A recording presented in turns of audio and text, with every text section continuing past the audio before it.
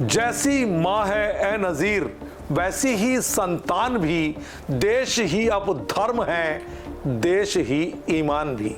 नमस्कार, आचरण के साथ मैं हूं टीएन मनीष, हाजिर हूं आज का मुद्दा लेकर।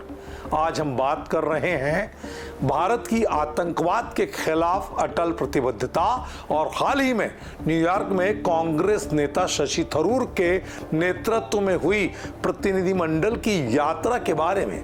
इसके साथ ही हम AIMIM सांसद असदुद्दीन ओवैसी के बयान और ऑपरेशन सिंदूर पर भारत के मजबूत रुख पर चर्चा करेंगे।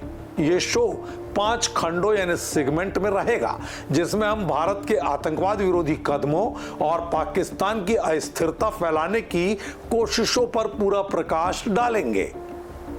आइए शुरू करते हैं।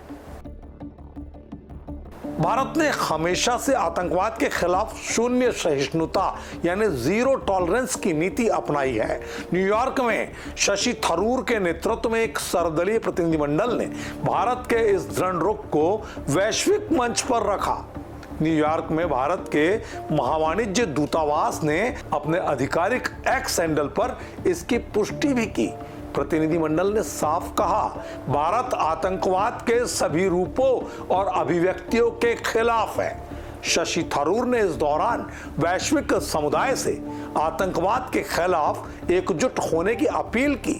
ये भारत की कूटनीतिक ताकत को दर्शाता है कि हम न केवल अपनी सीमाओं की रक्षा करते हैं, बल्कि वैश्विक शांति के लिए भी काम करते हैं।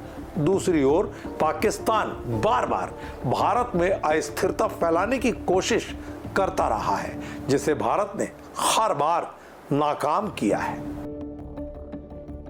ऑपरेशन सिंदूर भारत की आतंकवाद विरोधी नीति का एक मजबूत उदाहरण है। इस ऑपरेशन के तहत भारत ने आतंकी नेटवर्क को निशाना बनाया और उनकी कमर तोड़ डाली। यह ऑपरेशन न केवल भारत की सैन्य ताकत को दर्शाता है, बल्कि यह भी दिखाता है कि हम आतंकवाद के खिलाफ कितने गंभीर हैं। पाकिस्तान जो आतंकवाद को पनाह देता रहा है, इस ऑपरेशन के बाद बौखला गया। शशि थरूर ने न्यूयॉर्क में इस ऑपरेशन को भारत की रणनीतिक जीत के रूप में पेश किया और वैश्विक समुदाय से आतंकवाद के खिलाफ एकजुट होने का आह्वान किया। यह स्पष्ट है कि भारत आतंकवाद के खिलाफ अपनी लड़ाई में कोई कसर नहीं छोड़ रहा, जबकि पाकिस्तान अपनी हरकतों से बाज नहीं आ रहा। शशि थरूर ने न्यूयॉर्क में न केवल भारत की आतंकवाद विरोधी नीति को मजबूती से रेखांकित किया, बल्कि 9/11 स्मारक का दौरा कर वैश्विक आतंकवाद पीड़ितों के साथ एकजुटता भी दिखाई। उन्होंने कहा, भारत वैश्विक स्तर पर आतंकवाद से पीड़ितों के साथ खड़ा है। ये बयान भारत की संवेदनशीलता और जिम्मेदारी को दर्शाता है। थरूर ने भारत अमेरिका रणनीतिक संबंधों को और मजबूत करने की वकालत की, जो आतंकवाद के खिलाफ वैश्विक लड़ाई के लिए महत्वपूर्ण है। दूसरी ओर पाकिस्तान का रवैया हमेशा से दोहरा रहा है। वह आतंकवाद को पनाह देता है और भारत में अशांति फैलाने की कोशिश करता है। थरूर का यह कदम भारत की कूटनीतिक जीत है, जो पाकिस्तान के झूठ को बेनकाब करती है।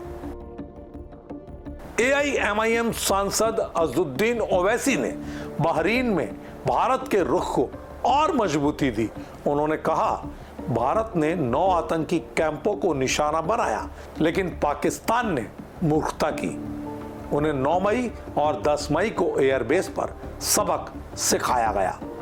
ओवैसी ने यह भी कहा कि पाकिस्तान भारत में हिंदुओं और मुसलमानों के बीच नफरत फैलाने की कोशिश कर रहा है। यह बयान भारत की एकता और आतंकवाद के खिलाफ उसके दृढ़ संकल्प को दिखाता है। ओवैसी ने पाकिस्तान को फिर से FATF की ग्रे लिस्ट में डालने की मांग की। जो भारत की कूटनीतिक रणनीति का बड़ा हिस्सा है। यह स्पष्ट है कि पाकिस्तान की हरकतें अब वैश्विक मंच पर लगातार बेनकाब हो रही है और भारत इस मुद्दे पर पूरी तरह से आक्रामक रुख अपना रहा है। भारत की यह कूटनीतिक यात्रा और ऑपरेशन सिंदूर वैश्विक मंच पर उसकी ताकत को दर्शाते हैं। शशि थरूर और अज़ुद्दीन ओवैसी जैसे नेता भारत के रुख को मजबूती से रख रहे हैं। भारत न केवल अपनी सीमाओं की रक्षा कर रहा है बल्कि वैश्विक शांति और सुरक्षा के लिए भी लगातार काम कर रहा है। दूसरी ओर पाकिस्तान की आतंकवाद को बढ़ावा देने वाली नीतियां अब दुनिया के सामने आ रही है। भारत ने ऑपरेशन सिंदूर के जरिए यह साबित कर दिया कि वो आतंकवाद के खिलाफ किसी भी हद तक जा सकता है। बहरीन में ओवैसी का ये बयान और न्यूयॉर्क में थरूर की कूटनीति भारत की बड़ी जीत का प्रतीक है। हमारा संदेश साफ है, भारत आतंकवाद को कभी बर्दाश्त नहीं करेगा और पाकिस्तान अपनी हरकतों की कीमत चुकाने के लिए तैयार रहे। भारत आतंकवाद के खिलाफ अपनी लड़ाई में अडिग है और शशि थरूर व ओवैसी जैसे नेताओं ने इसे वैश्विक मंच पर प्रभावी ढंग से रखा। तो ये तय है कि भारत में विविधता में एकता इसी का नाम है।